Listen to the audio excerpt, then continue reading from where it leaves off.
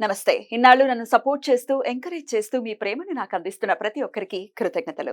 అలాగే ఈ వీడియో కూడా ఖచ్చితంగా మీకు ఉపయోగపడుతుంది. లైక్, షేర్ అండ్ సబ్స్క్రైబ్ చేసి మీ సపోర్ట్‌ని నాకు అందించండి. అలాగే ఈ వీడియో పట్ల మీకున్న అభిప్రాయాన్ని కామెంట్ సెక్షన్‌లో కామెంట్ చేసి తెలియజేయండి. ఇప్పుడు వీడియోని చూద్దాం. నమస్తే. Welcome to our channel. నేను పద్మిని. ప్రస్తుతంతో పాటు ప్రముఖ ఆధ్యాత్మికవేత్త, ప్రముఖ న్యూమరాలజిస్ట్ లక్ష్మీ నరసింహస్వామి ఉపాసకురాలు శ్రీమతి స్రవంతి గారు ఉన్నారు. మాట్లాడదాం. నమస్తే అక్క. నమస్తే పద్మిని. అక్క, ఏకాదశికి కూడా విశేషంగా స్వామి గురించి మాట్లాడుకోవటం, ఎట్లా అయితే సంకష్టహర చతుర్థి గురించి మాట్లాడతామో అలా క్రమం తప్పకుండా ఏకాదశి గురించి మాట్లాడుతున్నాం. అటు పౌర్ణమి, అమావాస్యల గురించి ఈ 4 తిథులు మాత్రం తగ్గేదేలే, వదిలేదేలే. ఎందుకంటే ప్రకృతి అందిస్తోంది. ఈసారి నేను ఎప్పటి నుంచో వెయిట్ చేస్తున్నా ఈ ఏకాదశి కోసం, అంటే ఈ కాంబినేషన్ లో వచ్చేటటువంటి ఏకాదశి. ఎందుకంటే సాటర్డే వస్తోంది కాబట్టి. శనివారం స్వామి అనుగ్రహం అంతా మన మీదే ఉంటుంది. ఎప్పటి నుంచో అనుకుంటున్నా, అబ్బా శనివారం వస్తే బాగుండే. ఎందుకంటే శనివారం స్వామి డేగా చెప్తాము. ఏకాదశి తిథి విష్ణుమూర్తికి అత్యంత ప్రియమైనటువంటి తిథి కాబట్టి. వరుధిని ఏకాదశి పేరు ఎంత బ్యూటిఫుల్ గా ఉంది. చాలా ఇష్టం వరుధిని అంటే. అనే పేరు ఫ్రెండ్ ఉండేది కళ్యాణి అని, వాళ్ళ చెల్లెల పేరు వరుధిని. వరుధిని ఎంత మంచి పేరు, ఎంత బాగుందో. చదివిన వెంటనే ఒక రకమైన ప్లెజెంట్ ఫీలింగ్ వచ్చింది. రైట్, వరుధిని ఏకాదశి వచ్చేస్తోంది కాబట్టి ఏకాదశిని ఎలా వినియోగించుకోమంటారు? ఏకాదశి ఎప్పుడు ప్రతి నెల వచ్చే ఏకాదశికి మనకి వైశిష్ట్యత ఉంటుందన్నమాట. అలాగే మనకి ఇప్పుడు చైత్ర మాసము చక్కగా శుక్లపక్షంది చేసేసుకున్నాం, కృష్ణపక్షంది ఇప్పుడు ఫస్ట్ చేసుకుంటున్నాం మళ్ళీ. కాబట్టి తప్పకుండా స్వామికి మీరు జనరల్ గా ఏమని చెప్తాం మనం, స్వామికి తులసి మాల అంటే చాలా ఇష్టము అని చెప్తాం. అయితే ఏకాదశి నాడు తులసిని మాత్రం తెంపకూడదు అన్నమాట. ముందు రోజే తెచ్చేసుకోండి, మీరు బయటకు వెళ్ళి తులసి మాల శుక్రవారం సాయంత్రమే తులసి మాల తెచ్చేసుకొని పెట్టుకోండి ఇంట్లో. శనివారం నాడు మాత్రం తులసిని తెంపకూడదు. ఒకవేళ కొంతమంది ఇంట్లో కూడా తులసి వనం వేస్తారు, చాలా ఇండిపెండెంట్ హౌసెస్ ఉంటాయి, పెద్దగా పెంచుకుంటారు. అంటే పూజించే తులసి కాకుండా ఇలా పక్కకు వేసుకుంటే తులసి దళాలు తీసి మాల కడతారు, అది తెంపుకోవచ్చు. అది తెంపుకోవచ్చు. అయితే శనివారం నాడు తెంపకుండా ఉండడం అనేది చాలా ఇంపార్టెంట్. అది కూడా శుక్రవారం నాడే తెంపుకొని మాల కట్టేసుకొని పెట్టుకోవాలన్నమాట. అయితే తులసి మాలని సమర్పిస్తే గనక స్వామికి అత్యంత ప్రీతికరమైనది మనం సమర్పించినట్టే లెక్క అనమాట. తప్పకుండా పిండి దీపం అనేది తప్పకుండా పెట్టుకోండి ఆ రోజు. అయితే ఎన్ని పిండి దీపాలు పెట్టాలి అంటే 11 పెడితే చాలా మంచిది. మీకు లాస్ట్ టైం నేను చెప్పాను 108 పెడితే పనులు అవుతాయి అని చెప్పిన ప్రతి ఒక్కళ్ళకి అయ్యాయి పనులు. నిన్న కాక మొన్ననే, ఎగ్జాక్ట్లీ మొన్ననే ఒకరు ఫోన్ చేసి, మీరు పెట్టుకున్న వీడియో మేము చూసాము, మేము పెట్టుకున్నాము, మా పని అయింది అని చెప్పారు. సంహౌ ఈ యాత్ర కాల్స్ తో నేను బిజీగా ఉండి ఆ కాల్ మిస్ అయ్యాను, లేకపోతే అది కూడా సేవ్ చేసుకునేదాన్ని.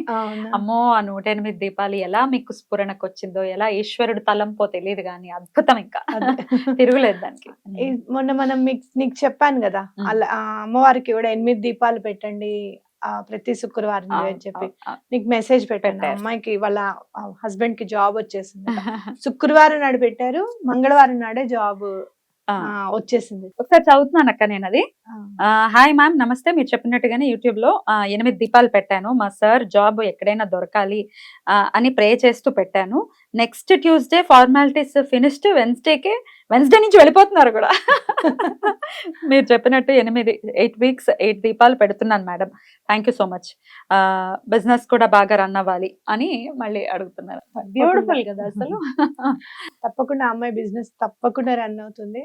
ఎందుకంటే ఒకళ్ళు చెప్పింది విని చేసినప్పుడు, అయ్యో వీళ్ళు చెప్పింది మనం చేసాం కదా, మనకి పని అయింది కదా, వాళ్ళకి చెప్పాలనే గ్రాటిట్యూడ్ ఒకటి. ఆ యూనివర్స్ కి ఆ గ్రాటిట్యూడ్ కనుక మనం చూపిస్తే తప్పకుండా మళ్ళీ గ్రాటిట్యూడ్ చెప్పించుకునేలాగా చేస్తుంది. నిజంగా థ్యాంక్స్ యూనివర్స్. అలా మనం దీపాలు పెడితే ఏమవుతుందంటే మన కర్మ పరిపక్వం అవుతుంది. సో దీపానికి ఆ వైశిష్ట్యం ఉంది కాబట్టి మీరు ఏకాదశి నాడు 11 దీపాలు పెట్టండి. ఎప్పుడు పెట్టమంటారు? పొద్దున పూటే పెట్టండి. పొద్దున పూట పెట్టుకొని పిండి దీపాలు అయితే చాలా మంచిది, 11 పెట్టుకోండి. చక్కగా మీకు ఓపిక ఉంటే కనుక ఆవునేతితో పెట్టండి. ఇంకా ఒక్కొక్క దాంట్లో 7 ఒత్తులు వేయండి. ఎటువంటి పరిస్థితుల్లోనూ మనకి పనులు తప్పకుండా అవుతాయి అన్నమాట.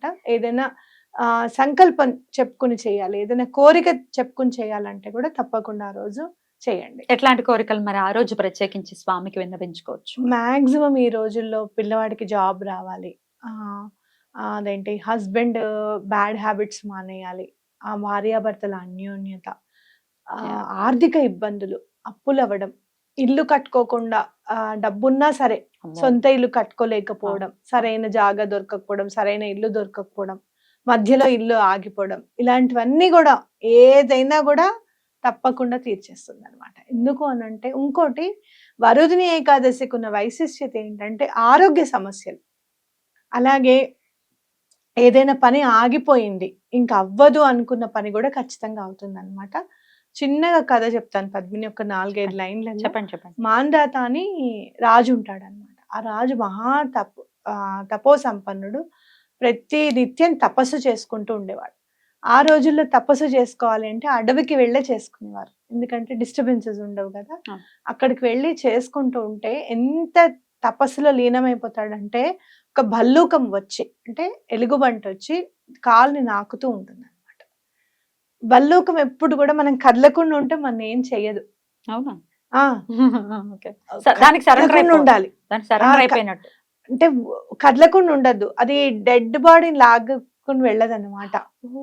భల్లూకం ఎప్పుడైనా అది ఎదురు పడితే అది అలానే ఉండాలి, కళ్ళు మూసేసుకొని ఓ. ఉండాలి. అది ఒక 5 నిమిషాలు వాసన చూసి వెళ్ళిపోతుంది అనమాట, ఉమ్. కదలద్దు అస్సలు. ఉమ్. అయితే ఆయన కదలనంత సేపు కాలు నాకుతూ ఉంటుంది. కొంచెం స్ఫురణకు వస్తుంది, ఇంకొంచెం ఎంత తపస్సులో ఉన్నా ఉమ్. ఆ డిస్టర్బెన్స్ అనేది తెలుస్తుంది కదా. ఉమ్. అప్పుడు కళ్ళు తెరిచి చూస్తాడు, చూస్తే నాకుతోంది కదా అని ఊరుకుంటాడు. ఏమని, శస్త్రం తీసి వేయాలంటేనేమో తపస్సు చేసుకుంటున్నప్పుడు దాన్ని ఏమి కీడు చేయకూడదు కదా ఆయన. అలా అని ఆలోచిస్తుంటది. ఏం చేస్తుంది, వెంటనే ఆయనని కాలు పట్టుకుని తీసుకొని వెళ్ళిపోతుంది అడవి లోపలికి. ఇంకా బ్రతికున్న దాన్ని తింటుంది అది, తీసుకుని వెళ్ళిపోతుంది. వెళ్ళిపోయి కాలు సగం తినేస్తుంది అనమాట. ఈయన విష్ణుమూర్తిని ప్రార్థిస్తాడు. విష్ణుమూర్తి అప్పుడు ప్రసన్నమయ్యి, ఆయన అసలు పిలిస్తే పలుకుతాడు పాప నిజంగా. వెంటనే ఆయన ప్రత్యక్షమై ఆ భల్లూకాన్ని చంపేస్తాడు. చంపేసి, నువ్వు బాధపడకని చెప్పంటే, నా కాలు సగం తినేసింది, నేను దేనికి పనికొస్తాను స్వామి అని చెప్పి బాధపడతాడు. చాలా బాధగా ఉంటుంది అది, రక్తం ఓడుతూ. ఇప్పుడు ఆయన చెప్తాడు, నీకు ఇప్పుడు తగ్గిపోతుంది, అయితే నువ్వు తప్పకుండా మథుర వెళ్ళమంటారు. మథుర వెళ్ళి అక్కడ వరుదిని ఏకాదశి వ్రతం చెయ్యి, నీకు నువ్వు శరీర ఆరోగ్యం అంతా వచ్చేస్తుంది మళ్ళీ అని చెప్పి చెప్తారు.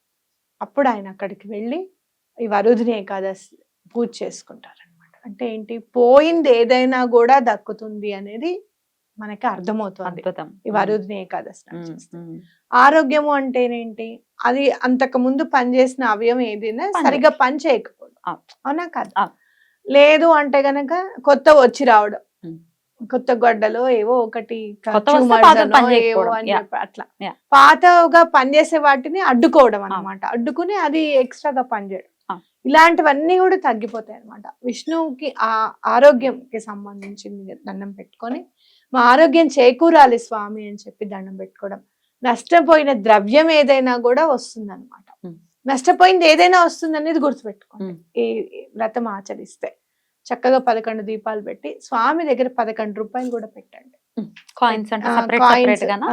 కాయిన్స్ అలా పెట్టేసేసి, నెక్స్ట్ డే శనివారం మనం పూజ చేసుకుంటున్నాం కదా, ఆదివారం అవుతుంది పారణ చేయడానికి, తప్పకుండా గుడికి వెళ్ళండి ఈసారి. ఎందుకంటే హాలిడేస్ లో వచ్చింది, ఇలాంటి అవకాశం మళ్ళీ ఎప్పుడు వస్తుందో తెలియదు, అవునా. మళ్ళీ 15 రోజులకి శనివారం రావచ్చు, ఆదివారం రావచ్చు, అవునా. కాబట్టి ఈ 2 రోజులు సెలవు వచ్చింది కాబట్టి ఎటువంటి పరిస్థితుల్లోనూ గుడికి వెళ్ళండి. ఆదివారం రోజు వెళ్ళి ఆ 11 రూపాయలు గుడిలో హుండీలో వేసి స్వామికి విన్నవించుకోండి, మాకు ఎటువంటి పరిస్థితుల్లోనూ మా పని అయ్యేలాగా చూడు స్వామి, 108 దీపాలు పెట్టుకుంటామని చెప్పి కూడా దండం పెట్టుకోవచ్చు. ఇప్పుడైతే 11 పెట్టుకున్నాం, మా పని అయిపోయిన తర్వాత శనివారం 108 పెట్టుకుంటామని కూడా దండం పెట్టుకోవచ్చు. ఎటువంటి పరిస్థితుల్లోనూ మీకు పనులు అవుతాయి. ఉపవాసం ఉన్నా లేకపోయినా ఈ ప్రక్రియ చేసుకోవచ్చు కదా. చేసుకోవచ్చు. ఉపవాసం ఉంటే ఏమవుతుంది అని అంటే, శరీరం కూడా క్లెన్స్ అయిపోతుంది. అయితే మీరు ఏమి తినకుండా ఉండలేరు అంటే గనక టిఫిన్ తినండి, అన్నం తినకండి. టిఫిన్ తినేసి వాటర్ ఎక్కువగా తాగండి. ఆ రోజు మనకి ఆకలి వేస్తుంది, ఎండాకాలం, నిమ్మకాయ నీళ్లు అవి ఏమైనా తాగండి శుభ్రంగా. ఇది నిర్జల ఏకాదశి కాదు, శుభ్రంగా తాగండి. తాగిన తర్వాత నెక్స్ట్ డే మీరు పారణ చేసుకోవచ్చు అన్నమాట. పారణ సమయం తొందరగానే ఉంటుంది. సుమారు 9ంటికి ఉంది. 9ంటికే 8:50. ఉంది కాబట్టి శుభ్రంగా మంచినీళ్ళు ముందే గుడికి వెళ్ళిపోండి. 8ంటికి వెళ్ళిపోయి స్వామికి సమర్పించాల్సిన సమర్పించేసి అక్కడ స్వామి గుడిలోనే శుభ్రంగా మంచినీళ్ళు తాగి వచ్చేసేయండి. స్వామి నామం ఏదైనా స్విచ్ వర్డ్ రూపంలో అయినా పర్వాలేదు, అంటే వేదిక్ స్విచ్ వర్డ్స్ కూడా చెప్తున్నారు, అవును. ఒక్కటి ఏదైనా.